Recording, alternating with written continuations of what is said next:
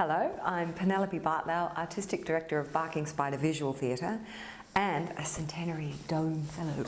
So I get to play in there next year, which I can't wait to do. I have chosen to read a little bit from Alice in Wonderland because it's one of my favourite all-time books, and I've chosen a bit called The Pig and the Pepper, a little bit from that chapter. And I think I like this bit because of the transformation that happens in it. And a lot with my work, I aim to transform the ordinary into the extraordinary. So let's see it happen thanks to Carroll. "Here, you may nurse it for a bit if you like," the Duchess said to Alice, flinging the baby at her as she spoke. "I must go and get ready to play croquet with the Queen," and she hurried out of the room. The cook threw a frying pan after her as she went out, but it just missed her. Alice caught the baby with some difficulty, as it was a queer-shaped little creature and held its arms and legs out in all directions, just like a starfish, thought Alice.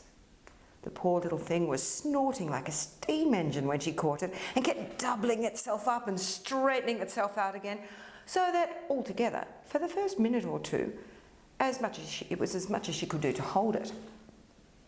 As soon as she made it the proper way of nursing it, which was to twist it up into some sort of knot, then keep tight hold of its right ear and left foot so as to prevent its undoing itself, Alice carried it out into the open air. "If I do not take this child away with me," thought Alice, "that they're going to kill it in a day or two. And wouldn't it be murder to leave it behind?"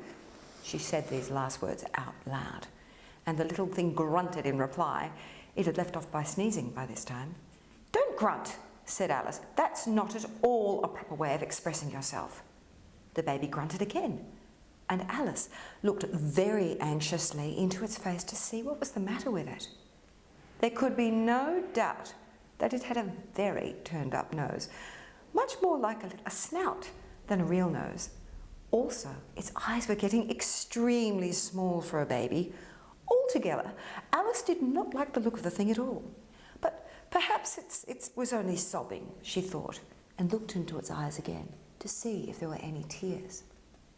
No, there were no tears.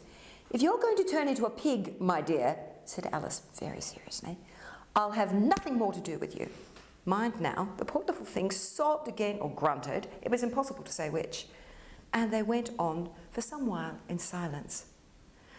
Alice was just beginning to think to herself, "Now what am I going to do with this creature when I get it home?" when it grunted again so violently that she looked down into its face in some alarm. This time, there could be no mistake about it. It was neither more nor less than a pig, and she felt that it would be quite absurd for her to carry it any further. So she set the little creature down and felt quite relieved to see it trot away quietly into the wood. If it had grown up, she thought to herself, it would have made a dreadfully ugly child, but it makes a rather handsome pig, I think.